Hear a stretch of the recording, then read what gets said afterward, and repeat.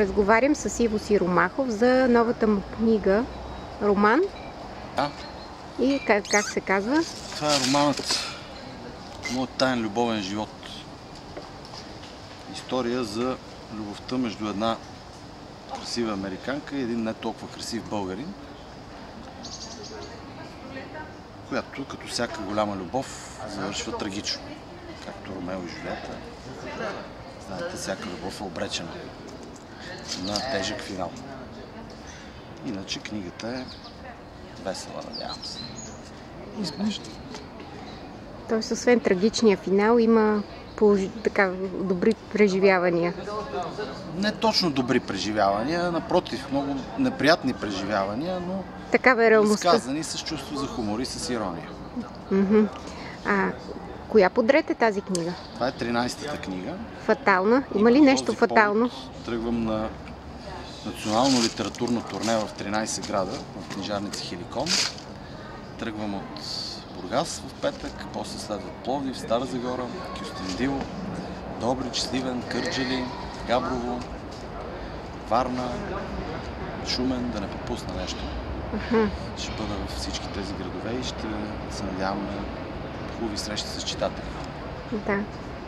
Числото 13 е фатално. Книгата е за една фатална любов. Всяка любов е фатална. Всяка голяма любов е фатална. Числото 13 в случая е просто някакво съвпадение. Самите герои не са фаталисти, но така или иначе им се случват неща, които в крайна сметка ги разделят. Сега да не издавам финала, разбира се. Да. Но накрая няма хепи енд, само това мога да кажа. Вие не сте любител на хепи енд? Не, то не става просто за любител, просто така се случи. Няма как тази книга да завърши с хепи енд. Има някои истории, които завършват с хепи енд, както предишния ми роман, уважаеми зрители. Той пък е с хепи енд. Там завърши на един хубав тропически остров. Докато сега нещата не се получиха. Финала излезе мрачен. За читателите, които следят така и другите ви книги, творчеството ви, ще ги очуди ли нещо тази книга? Надявам се, че ще им е любопитна. Дали ще ги очуди, дали ще ги изненада, не знам, не ги познавам. Много трудно е да говориш от името на читателите си, тъй като те са непознати хора. Когато човек пише книги, той не знае в чии ръце ще попадне тази книга. Тоест, то е нещо като изстрел в тъмното, като пращане на писмо до непознат човек. Така че предполагам, ще има всякакви реакции. Аз съм много любопитен да чувам реакциите на хората по отношение на моите текстове, по отношение на моите книги. И винаги ми е приятно, когато някой ми напише във Фейсбук какъв отзив, какъвто и да е. Било то, че е доволен или че е доволен, че се е смял, че е плакал, че се е разочаровал. Всичко това има много голяма стойност за мен, защото смисъла на книгите е да събуждат емоции. Да.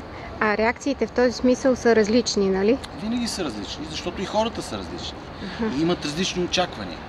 Нали, понякога казват, ами аз не очаквах това от тебе. Добре, защо пък изобщо си имал някакви очаквания? Ти си предубеден, значи. Или пък случва ми се друго. Аз те мислих тебе много прост човек, обаче ти всъщност май не си бил такъв. Такива реакции винаги ме развеселяват, защото хората са предубедени. Те си съставят едно предварително мнение за всичко и за всички. И когато нещо не съвпадне с това мнение, те почват да се чудят. Кое е истината?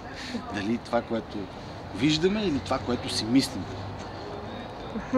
И така, освен приятно четене, какво ще пожелаете друго на читателите си? Да са здрави и да мислят с главите си.